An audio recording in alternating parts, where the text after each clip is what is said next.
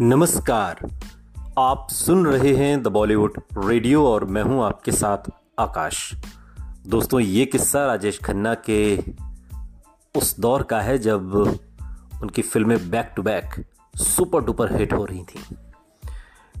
फिल्मों का कामयाबी का जो सिलसिला था वो जारी था और यही वजह थी कि राजेश खन्ना मीडिया का सबसे पसंदीदा विषय बन गए थे। राजेश खन्ना की छींक भी खबर थी। जैसे जैसे उनके टाइम मैनेजमेंट और अहम से जुड़ी बातें बढ़ीं, उनके बारे में फिल्म मीडिया में रिपोर्ट्स लगातार नेगेटिव होती गईं और ऐसा आमतौर पर हर कामयाब शख्सियत के साथ होता है। और राजेश खन्ना ने तो देश को दिखा दिया था कि कामयाबी का असली मतलब क्या हो सकता है। राजेश खन्ना की दुनिया आपके काम और चमचों तक ही सिमट कर रह गई थी। राजेश खन्ना की फिल्मों से जुड़े अहम फैसले भी अक्सर इन चमचों की सलाह से प्रभावित होने लगे। अगर कोई फिल्म बनाना चाहता और उसकी पहुंच राजेश खन्ना तक नहीं थी तो फिर उसे इन चमचों से गुजर कर जाना पड़ता था। हालत ये थी कि राजेश खन्ना के सेक्रेटरी रहे उनके दोस्त गुरनाम और ड्राइवर कबीर तक को पूरी फिल्म इंडस्ट्री जानती थी। मगर राजेश खन्ना के साथ कई फिल्में बना चुके वरिष्ठ फिल्मकार जे ओम प्रकाश उनके नखरों की इन कहानियों से इनकार करते हैं। उनकी बिल्कुल अलग तस्वीर पेश करते हुए जे ओम प्रकाश बताते हैं कि मुझे तो कभी काका के दरबार में हाजिरी नहीं लगानी पड़ी, मुझे उनकी डेट्स आराम से मिलती थी। लेकिन राजेश खन्ना के स्वभाव के बारे में बात करते हुए जे ओम प्रकाश ने यह जरूर माना कि राजेश खन्ना शूटिंग पर काफी देर से आते थे। वो कहते हैं कि वो देर से आता था और हम सब उसे मिस्टर लेट के नाम से पुकारते थे, लेकिन इस आदत के बावजूद उसके साथ काम करना बेहद आसान था क्योंकि वो पूरी तैयारी करके सेट्स पर आता था। वो कमाल का एक्टर था। परेशानी ये थी कि करियर की इन ऊंचाइयों पर भी ऐसी तारीफ करने वाले बहुत कम थे और आलोचना करने वालों की गिनती बहुत ज्यादा। शूटिंग के लिए समय पर न पहुंचना एक ऐसा मुद्दा था जो राजेश खन्ना के पूरे करियर के दौरान उनके नाम के साथ लगातार जुड़ा रहा। उन्हें अंदाजा नहीं था कि इस बात ने उनके करियर को कितना नुकसान पहुंचाया। गॉसिप पत्रिकाओं में ये खबरें लगातार आती रहीं कि राजेश खन्ना का मूड नहीं था, इसलिए वो शूटिंग पर नहीं पहुंचे। इन खबरों के मुताबिक कई बार प्रोड्यूसर्स को बड़ा नुकसान भी झेलना पड़ा। उनकी छवि इतनी बिगड़ती जा रही थी कि फिल्म इंडस्ट्री ये मान चुकी थी कि वो अपनी आदतें बदल ही नहीं सकते, इसलिए जब तक उनकी फिल्में हिट हो रही हैं उनके इस बर्ताव को झेलना पड़ेगा। अपने बारे में लगातार छपती नेगेटिव खबरों से वो अक्सर बेहद नाराज रहते। फिल्म पत्रकारों को अक्सर उनके इन मूड्स को झेलना पड़ता था। उस दौर के पत्रकारों के बीच उनका यह बर्ताव राजेश खन्ना ट्रीटमेंट के नाम से मशहूर था। उस समय की फिल्म पत्रकार इंग्रिड एल्बकर्क राजेश खन्ना की इतनी बड़ी फैन थी कि वो अपना शहर अजमेर छोड़कर इस उम्मीद में बंबई पहुंची थी कि वो राजेश खन्ना से मिलकर उनसे शादी कर सकें। और फिल्म बहारों के सपने में देखने के बाद उन्होंने राजेश खन्ना को तभी अपने दिल में बसा लिया था जब वो महज 15 साल की थी। इंग्रिड ने लिखा कि सिर्फ वो लोग ही ये बात समझ सकते हैं जो छोटे शांत शहरों में रहे हैं कि हार्ट फ्रेंड कितना अहम होता है।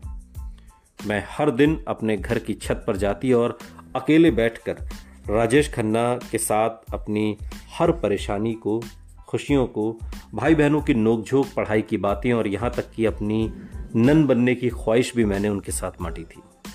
मुझे लगा कि मेरी ख्वाहिश उन्हें पसंद नहीं आई। दिल में बस चुके इसी जज्बात का नतीजा था कि 23 बार आराधना, 21 बार आन मिलो सजना और 4 बार कटी पतंग देखने के बाद इंग्रिड ने फैसला किया कि अब राजेश खन्ना से मिलने और उनसे शादी करने का वक्त आ चुका है। मुझे इस बात पर जरा भी शक नहीं था कि वो मुझे देखते ही मुझ पर फिदा हो जाएगा। ये बात इंग्रिड ने सालों बाद एक इंटरव्यू में कही। बंबई आने के बाद इंग्रिड ने एक मीडिया का कोर्स किया और उस दिन का इंतजार करने लगी जब उनका सामना अपने दिल के दोस्त राजेश खन्ना से होगा। उन्होंने एक फिल्म मैगजीन में नौकरी की और जल्द ही उन्हें राजेश खन्ना का इंटरव्यू करने के लिए कहा गया। इंटरव्यू पर वो ऐसे गई जैसे कोई रोमांटिक डेट हो। अपने एक लेख में इंग्रिड ने लिखा कि जब मेरा पहली बार राजेश खन्ना से आमना सामना हुआ उस वक्त महबूब स्टूडियो में नमक हराम की शूटिंग चल रही थी। वो बाहर एक बड़ी सी छतरी के नीचे बैठे थे। मैंने उन्हें अपना नाम बताया और कहा कि मैं उनका इंटरव्यू करना चाहती हूँ। बोले ठीक है आओ। ये कहते हुए वो बड़े आराम से स्टूडियो की तरफ चल पड़े। मैं उनके पीछे चल रही थी। उन्होंने दरवाज़ा खोला, अंदर गए और दरवाज़ा वापस मेरे मुंह पर बंद कर दिया। तब मुझे एहसास हुआ कि हकीकत बहुत कड़वी होती है। उनके करियर का विश्लेषण करते हुए फिल्म पत्रिका स्टार एंड स्टाइल ने बाद में एक कवर स्टोरी छापी, जिसमें खुद राजेश खन्ना के अलावा इंडस्ट्री की कई जानी मानी हस्तियों के इंटरव्यू लिए गए। इस लेख में राजेश खन्ना का जिक्र करते हुए एक मशहूर हीरोइन ने बयां किया, सब अभिनेत्रियां मनोज कुमार की इज्जत करती हैं, राजेश खन्ना से डरती हैं, रणधीर कपूर से प्यार करती हैं और धर्मेंद्र के साथ सोना चाहती हैं। डर, यही वो लफ्ज था जिसे राजेश खन्ना की बात करते हुए इंडस्ट्री के लोग उस दौर में इस्तेमाल करने लगे थे। इसी लेख में राजेश खन्ना के स्वभाव को बयां करते हुए अभिनेता रणधीर कपूर ने बड़ी दिलचस्प बात कही। उन्होंने कहा कि मैं खुले दिमाग वाला आदमी हूं, मैं साफ साफ बोल देता हूं, लेकिन मेरा भाई चिंटू यानी कि ऋषि कपूर सारी बातें अपने अंदर छिपा कर रखता है। वो किसी को पता नहीं चलने देता कि वो क्या सोच रहा है या क्या प्लानिंग कर रहा है। मैं उसे जूनियर राजेश खन्ना कहकर पुकारता हूं। रणधीर कपूर का दिया ये बयान इशारा करता है कि राजेश खन्ना के समकालीन कलाकारों के उनके बारे में क्या ख्याल थे। इंडस्ट्री में बार बार होते ऐसे जिक्र और पत्रिकाओं में छपती खबरों के बाद राजेश खन्ना अंदर ही अंदर और ज़्यादा असुरक्षित महसूस करने लगे थे। उन्हें महसूस होने लगता था कि ये सब कुछ उनकी कामयाबी से डरे इंडस्ट्री के दूसरे स्टार्स और प्रोड्यूसर्स की प्लानिंग है। वो उन्हें नीचे गिराना चाहते हैं। कई साल तक राजेश खन्ना का पीआर संभालने वाले अजीत घोष बताते हैं कि अगर उन्हें कहीं से पता चलता कि कोई शख्स उनके बारे में बुरा बोल रहा था तो वो उस शख्स के खिलाफ हो जाते थे, बिना इस बात की जांच किए कि उस शख्स ने उनकी बुराई की भी थी या नहीं। इसी स्वभाव की वजह से वो अकेले पड़ते गए। दोस्तों से ज्यादा उन्होंने दुश्मन बनाए। अपने अंदर होती उथल पुथल को बयां करते हुए सालों बाद राजेश खन्ना ने खुद अपने एक इंटरव्यू में कहा था, अचानक मेरे कई दुश्मन बन गए थे।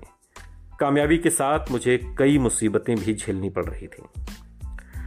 राजेश खन्ना ने आत्मचिंतन की कोशिश भी की, लेकिन उन्होंने इतनी ज्यादा फिल्में साइन कर ली थी कि संतुलन बनाने का समय ही नहीं बचा था। उनकी सोच थी कि उनके सारे फैंस उन्हें ज्यादा से ज्यादा देखना चाहते हैं, इसलिए उन्हें ज्यादा फिल्में करनी चाहिए। उनके करीब रहे कई सीनियर फिल्मकारों ने उन्हें सलाह दी कि वो इस तरह से वो कुछ ही समय में ओवर एक्सपोजर का शिकार हो जाएंगे। लेकिन राजेश खन्ना ने कभी नहीं सोचा था कि उनके फैंस उनसे कभी बोर भी हो सकते। कहानी के लिहाज से तो राजेश खन्ना अलग अलग तरह की फिल्में चुन रहे थे, लेकिन मूल रूप से उनकी ज्यादातर फिल्में रोमांटिक थीं। एक एक्टर और एक स्टार के तौर पर राजेश खन्ना का सबसे मजबूत पक्ष रोमांटिक रोल ही थे। द फिल्म स्ट्रीट जर्नल की एडिटर भारती एस प्रधान ने कई बार राजेश खन्ना का इंटरव्यू किया। वो बताती हैं कि राजेश खन्ना को उनकी एक्टिंग रेंज से ज्यादा उनके जबरदस्त चार्म और आकर्षण के लिए याद किया जाएगा। उनके अभिनय में ज्यादा विविधता नहीं थी, एक जैसा ही था। शायद यही वजह थी कि साल में कई फिल्मों के रिलीज के बावजूद बार बार पलकें झपकाकर गर्दन हिलाने की अदा और अपनी मुलायम आवाज में तकरीबन एक ही तरह के रोमांटिक डायलॉग बोलना, इन सारी अदाओं में अब दर्शकों को धीरे धीरे दोहराव नजर आने लगा था। अब तक की फिल्मों में उन्होंने इन अदाओं को अपने किरदारों में बखूबी ढाला था, चाहे वो इंटेंस अमर प्रेम हो, जिंदा दिल आनंद, मजाकिया बावर्ची या सच्चा झूठा का चालाक मुजरिम। लेकिन अब धीरे धीरे उनका यही ट्रेडमार्क अदाएं दोहराव का शिकार होने लगी थी और साथ ही गंभीर अभिनेता के तौर पर उनकी प्रतिभा को हल्का करने लगी थी। यह अजीब विरोधाभास था कि उनके फैंस सिनेमा हॉल में आते तो उनकी इन्हीं अदाओं को देखने थे, लेकिन फिल्म देखने के बाद अब उन्हें यह शिकायत होने लगी थी कि राजेश खन्ना कुछ अलग क्यों नहीं कर रहे। 1972 के मध्य में उनकी फिल्म दिल, दौलत और दुनिया रिलीज हुई और बुरी तरह फ्लॉप हुई। करीब 2 साल पहले फिल्म आराधना के साथ आई सुपरस्टारडम के बाद ये उनकी पहली बड़ी फ्लॉप फिल्म थी। लेकिन फिर इस फिल्म के बाद रिलीज हुई ऋषिकेश मुखर्जी की बावर्ची ने उन्हें सहारा दिया। बावर्ची ने औसत बिजनेस ही किया, लेकिन राजेश खन्ना के कॉमिक टैलेंट की जमकर तारीफ हुई। लेकिन इसके बाद जो हुआ वो राजेश खन्ना के चमत्कारिक उदय की तरह ही नाटकीय था। अब तक जो दर्शक उनकी हर फिल्म के लिए थिएटर के बाहर लंबी कतारें लगाकर खड़े होने को तैयार थे, उन्हीं दर्शकों ने जैसे उन्हें ठुकराने का फैसला कर लिया। एक के बाद एक राजेश खन्ना की 3 फिल्में शहजादा, जोरू का गुलाम और मेरे जीवन साथी बॉक्स ऑफिस पर बुरी तरह धराशायी हो गई। इनमें वो सब मसाले थे जिनके सहारे राजेश खन्ना सुपरस्टार बने थे, लेकिन खराब स्क्रिप्ट कहिए या राजेश खन्ना के कमजोर रोल के चलते फिल्मों ने बॉक्स ऑफिस पर पानी तक नहीं मांगा। ये बुरे हालात अचानक दिखे जरूर, लेकिन कहीं ना कहीं शायद राजेश खन्ना को लेकर फैंस की ये निराशा पिछली कई फिल्मों से इकट्ठी होती जा रही थी। फिर जब एक साथ कई फिल्में आईं तो शायद उनके सब्र का बांध टूट ही गया। राजेश खन्ना का रुतबा चूंकि ऐसा था कि अगर वो चाहते तो बेहतर चुनिंदा फिल्में कर सकते थे, लेकिन उस दौर में अंधाधुंध फिल्में साइन की गईं जिनमें कई बेहद कमजोर थीं। शायद उन्हें यकीन था कि वो कमजोर से कमजोर फिल्म को भी अपने जादू से कामयाब बना सकते हैं। राजेश खन्ना को इस झटके की कतई उम्मीद नहीं थी। वो बुरी तरह हिल गए। किस्मत ने जैसे अचानक उनसे रूठने की ठान ली। एक के बाद एक राजेश खन्ना की 4 फिल्में बुरी तरह फ्लॉप हुई तो उन्हें एक पैनिक अटैक जैसा पड़ गया। वो अपने आप से और अपने करीबी लोगों से बार बार ये सवाल पूछते रहे कि ऐसा कैसे हो सकता है। वरिष्ठ फिल्म पत्रकार और लेखक रऊफ अहमद बताते हैं कि राजेश खन्ना ने एक बार मुझसे कहा था कि उन्हें लगता था कि कामयाबी का दौर कभी खत्म ही नहीं होता होगा। वो उस समय अपराजेय लगते थे, लेकिन जब उनकी फिल्में पिटी तो वो बुरी तरह हिल गए। मीडिया को भी जैसे फौरन मौका मिल गया। सुपरस्टार पहली बार नाकामी के भंवर में फंसा था। फौरन कवर स्टोरीज लिखी जाने लगी। राजेश खन्ना का सितारा डूब चुका है।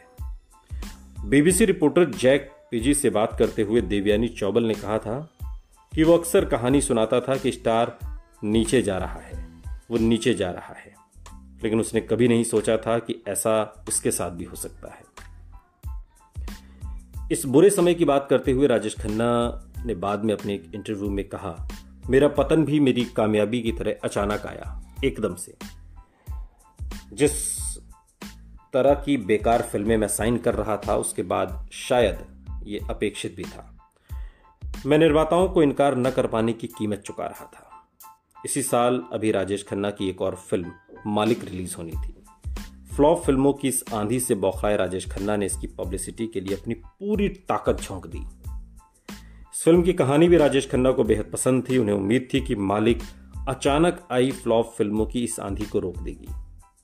1972 में दिवाली के मौके पर फिल्म मालिक रिलीज हुई। सारी पब्लिसिटी और शोर के बावजूद मालिक ने बॉक्स ऑफिस पर दम तोड़ दिया। राजेश खन्ना की 5वीं फिल्म फ्लॉप हो गई। सुनते रहिए द बॉलीवुड रेडियो, सुनता है सारा इंडिया।